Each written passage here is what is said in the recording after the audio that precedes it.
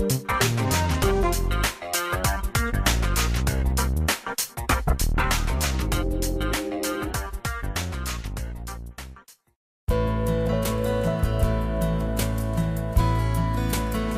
хотод 1.2 сая хүн амьдарч байна гэсэн судалгааг нийслэлийн статистикийн газраас гаргасан байна. Энэ нь 4 жилийн өмнөхтэй харьцуулахад 15% өссөн үзүүлэлт юм.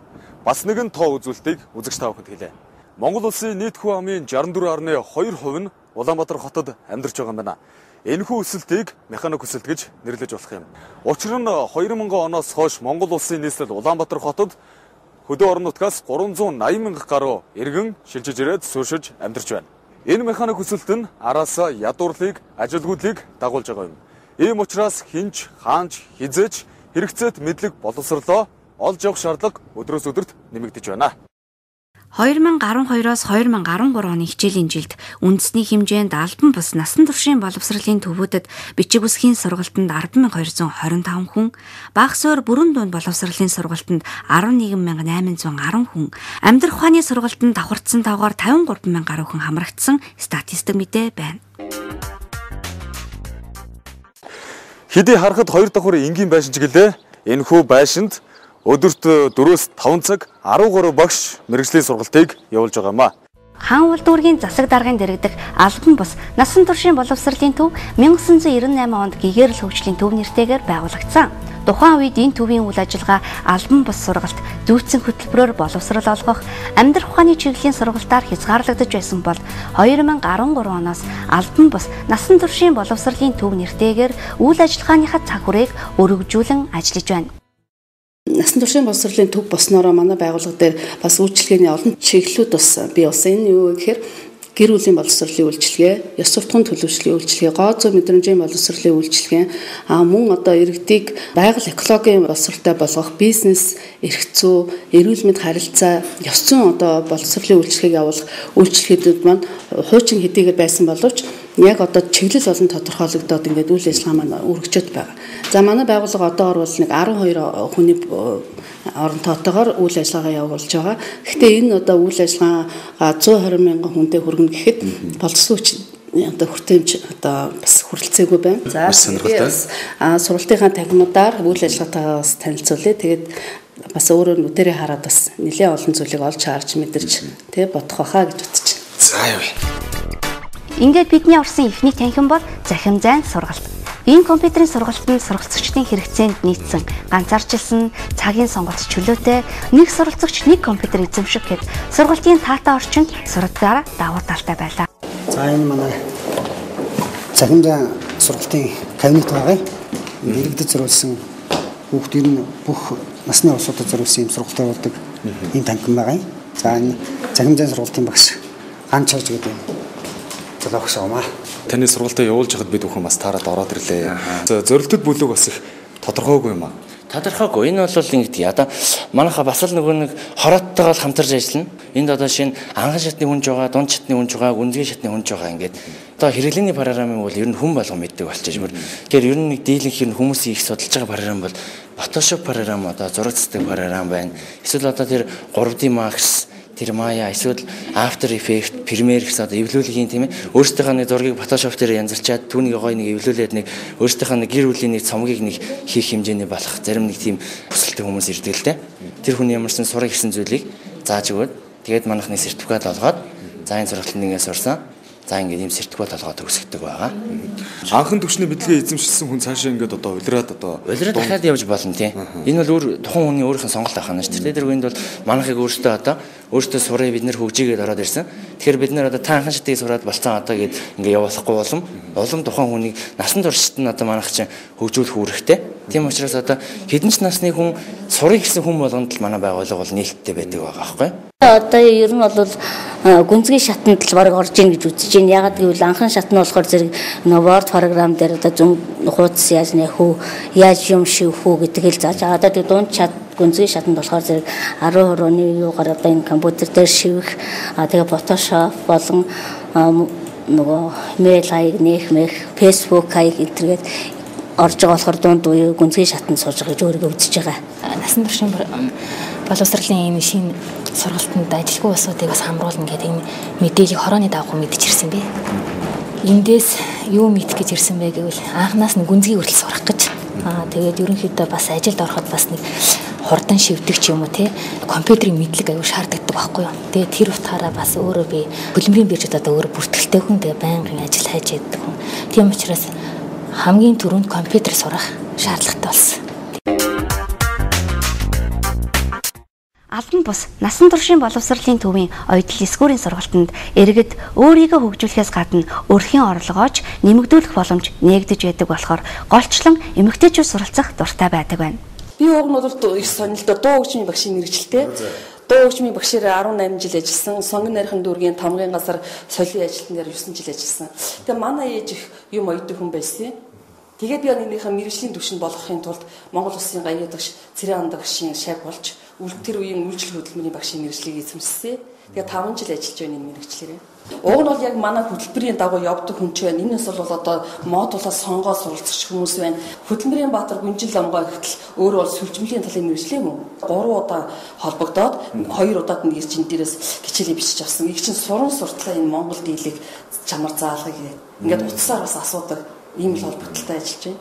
Тэгэхээр үзэгчид маань бас эндээс нэг зүйлийг ойлгож байгаа болоо насан туршийн боловсрол гэж юу вэ гэдгийг бас ойлгож байгаа болоо. Тэр даалх хүрсэн одоо гавьяатхан бас танаас бас сураагүй зүйлээс сурах гэж бас таныг зорж ирж байгаа нь бас манай сургалтын хөтөлбөрийн бас бодит нэгэн жишээ болоо гэж минь боддог юм байна. За ингээд хоёулаа хүмүүсийнхээ хийж байгаа юмнуудтай танилцаад бас суралцагчдтай ярилцдаг уу. За энэ одоо яг дээл хийгээд эсгээд тавьчихсан байна тийм ээ.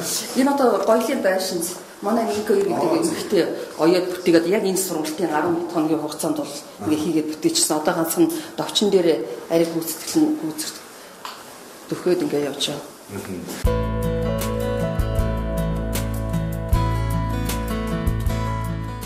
Одоо өөрөө олон охин хүүхэдтэй болохоор дээл хантаа зоёж сурыг гэж одоо зорж ирсэн. Тэгээ өөр бол ямар ч анхны мэддэхүүнгүй байж байгаа багш нар орж ирэл одоо би өөрөө эсгээл аяал хэлж энэ одоо дөнгөж 11 хоног готөрчл сурсан. Багш нар ирээд эсвэр хийх талаар хамгийн анхны мэддэхүүн авсан. Биенээс хэмжээ авахаа мэдсэн. Эсвэрээ тэр хэмжээнээсээ гаргахаа мэдлээ. Тэгээ одоо өөрөө ингээд биетээр ингээд дээл хантаац эсгээд одоо өнөөдөр захын ингээд имжээд сууж гин би одоо 6-7 бистэй тэднэртэй ч энэ үндэснийхээ хувцас өмсгий ач нартай бас үндэснийхээ хувцас өмсгөж гоё. Ягаад гэвэл олон ам бүлтэй олон хүүхэдтэй өргөцлөөс эмэгтэй учраас өртөг багтай өөрийнхөө хийсэн бүтээсэн зүйлийг л хүүхдэдтэй өмсгий. Тэгжээж би санхүүгээ хэмнэж өргөтөж нэмэр олё гэж бодож энэ сургалтанд суусаа. Дүүргийн хэмжээнд ажиллаж байгаа насан туршийн боловсролын төв бол хилцэн салбарт болон яам агентлагууд бусад төрийн ба төрийн бас байгууллагуудын үйл ажиллагаа бас нэлээд уялдаатай явагдах юм бол энэ олон чиглэлээр олон сувгаар энэ иргэдийн боловсролын ерөнхий түвшинг дээшлүүлэх насан туршийн суралцуулах үйл ажиллагаа бол нэлээд өргөн далаацтай хүртээмжтэй зөвхөн одоо насан туршийн боловсролын төв оролцохоос гадна бүх хүний оролцоо бас чухал юм уу гэж боддог. Албан бус насан туршийн боловсролын төв нь арьсан урлал, эсгийн урлал, оюутал, эсгүүр, уран хатгамал, дааван урлалын чиглэлээр нийслэлийн хөтөлмөрийн газартай гэрээ байгуулсны дагуу эрх аван ажилладаг. Үзэгч та бүхэн ч бас дээрх сургалтаас сонгон суралцах боломжтой бөгөөд үн төлбөргүй энэ сургалтанд аль ч дүүргийн иргэн хамрагдах боломжтой. Тэгэхээр өгшөө энэ гэрчлэгээ миний бас анхаарлыг татж байна л да. Энэ ямар учиртай гэрчлэгээ вэ гэдгийг бас манай үзэгчдэд тайлбарлаж өгөхгүй юм. За энэ болохоор манай гар урлалын сургалт нь бол одоо ерөнхийдөө мэрэгжил болох юм сургалтайгаа тухайн хүн 20 хоногтой юмаа сураад л одоо өөрийнхөө орлогоо нэмэгдүүлэх юм зорилготой байгаа шүү дээ. Тэгээ хөдөлмөр эрхлэлт үйлчлэгээний төв дээрээс ингээд ийм мэрэгжлийн сургалтанд одоо явуулах юм их хөвгдөг байгаа. Тэгээ манай байгууллага энэ эрхээ авна.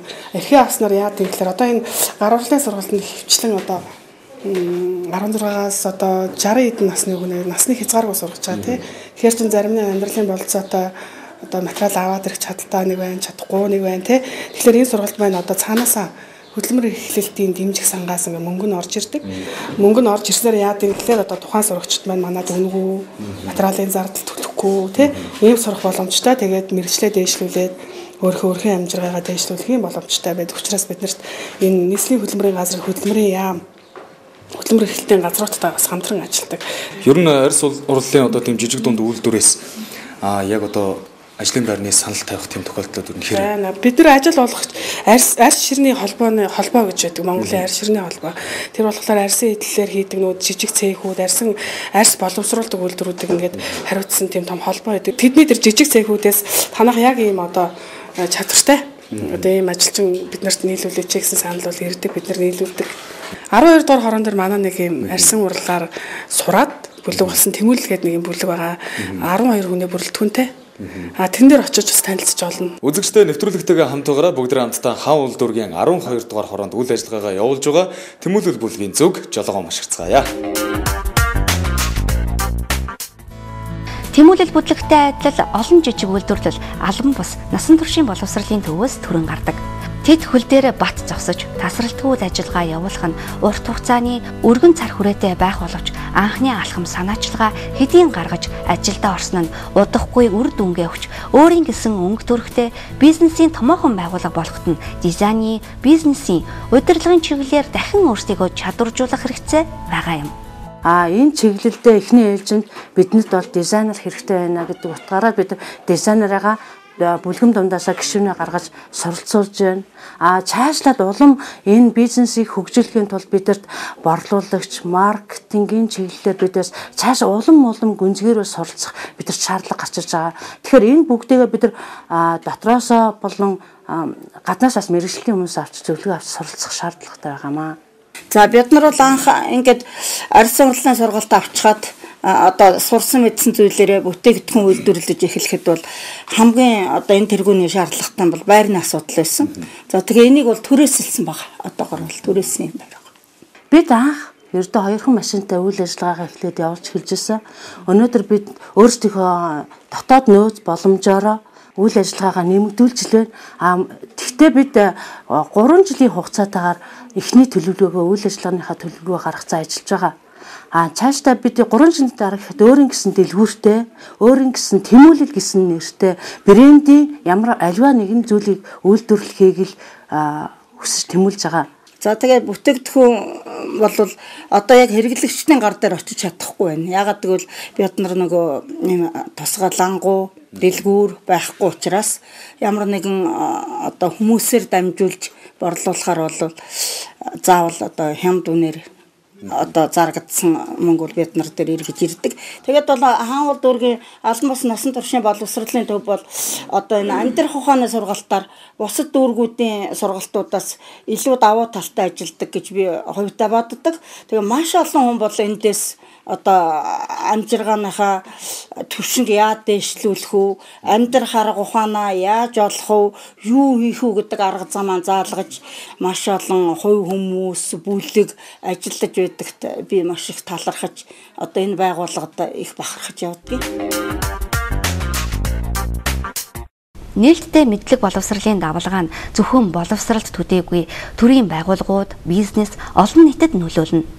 Ялангуяа гэр бүлийн сургалт нь олон түмэнд хүрч нийгмийг эгэрлэхийн зэрэгцээ гэр бүлдээ тохиолдсон янз бүрийн олон асуудлыг хэрхэн шийдвэрлэх зөв зам гарцыг нээж өгдөгөөрөө бусад сургалтаас ихээхэн онцлогтой. За манай өдөр бол яг одоо 29 настай. Тэгээд нэг бүсгүй одоо яг бүсгүй амьдралын талаар одоо жишээ байна л да. Нөхөртөө ерөөсөө ойлголцдоггүй. Энэ бүсгүй хааны жилийн эхнэрээ өөр одоо өмнө нь үргэлжлэх байсан охтуудтайгаа бүсгүйчүүдтэйгээ харьцуулж байгаа. Тэндээс одоо яг зөрчил үүсэж байгаа нь харагдаж байна л да. Гэр бүлийн зөрчлөө нэг шиг техник зөрчил ерөнхийдөө биеийнхээ үсэл бодлыг хүндэлдэггүй, ойлгодгүй байдлаас гэж одоо ерөнхийдөө хэлж болно тийм ээ. Тэгтэл нь үсэл бодлоо ойлгохгүй байгаа байдлыг хэрхэн шийдэх вэ? Энэ хоёр ерөөсөө яг хоёулаа буруутай байна л да. Миний ажиглаж байгаагаар. Яг энэ шин дээр нэг хөндөө байсан юм бөхөр арай биш. Миний өмнөх охин тийм байсан. Миний өмнөх охин надад ингэдэг байсан. Тэгдэг байсан. Нөхрийн хувьд бол яг нээлттэй юм шиг мөртлөө арай жоохон буруу тал руугаа нээлттэй юм шиг. Эхнэрийн хувьд нэлээд тотгошоо хүн байж та бас. Ажиглаад тахад бол ерөөсөө тотгошоо хүн. За чи яваа юу. Болоо өөр юм байдгүй. Тэгэл нэг нээлттэй зан гаргалаа гэхдээ бол чи нам өмнөх охтуудтайгаа харьцууллаа. Өмнөх бүсгүүчүүдтэйгээ харьцууллаа. Гэт ерөөсөө тийм хар яар харьцаатай би нэг ойлгоо гэсэн тийм бодлоо өртөл болохгүйгээр дандаа одоо чийлтгэлээ, биенглээ, чийлгсэн бие гэсэн гэж дандаа бие биенээс нэг хариу нэхэд байгаа болохоор энэ гэр бүлийн яг одоо нэг бат бэх харилцаанд судрах бас нэг үндсэн ойлголт болоод байна удаа гэж бид бүхэн бас ярилцаа сууж байна л да. За ингээд би сажидаа сууж байгаа бас ахтар ярилцаа. Та ямар хэрэгцээ шаардлагаар яг одоо энэ гэр бүлийн одоо сургалтанд ингэж хамрагдсан бэ?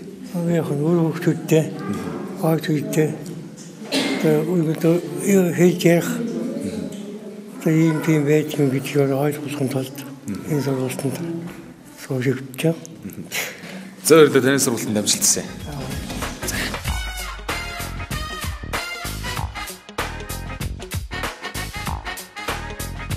За тэгэхээр гэр бүлийн харьцаанд тодорхой нэгэн зөрчил заавал гардаг тийм ээ. Тэгэхээр энэхүү сургалтанд суухаас өмнө та бүхэн тэрхүү одоо зөрчлийг хэрхэн шийддэг байгаа? Одоо харин хэрхэн шийдэж байгаа? Урд нь бол энэ сургалтанд суугаагүй байх үедээ би амьдралдаа тохиолдсон хүүхдүүдийнхээ асуудал дээр нэлээд их шаналдаг байсан. Одоо бол энэ сургалтанд сууснараа шаналах ер нь тийм асуудал байхгүй. Ягаад гэвэл сэтгэл зүйчтэй уулзстай сэтгэл зүйн зөвлөгөө авах ёстой юм байна гэдгийг ойлгосон учраас тэр асуудлыг бол шийдэх боломжтой болсон.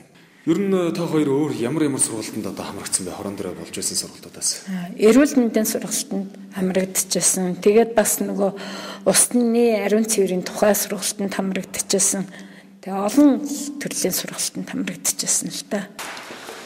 За өгш өнөөдрийн таны сургалт болснаа. Таны хувьд үр дүн ер нь ямар вэ? За тий. Хүмүүс маань яг гэр бүлийн зөрчлөө шийдэх гэхлээр яг өөртөө гэр бүлийн зөрчлөө онцлж мэддэггүй. Тэгээ эхний сургалтаараа өөртөө яг зөрчлөд их үүсвэр нь юу байгаа даа. Тэрийг бол ойлгож мэдж авдаг. Тэгээ тэрэн дээрээ тулгуурлаад өөртөө хэрхэн харилцах ёстой тий.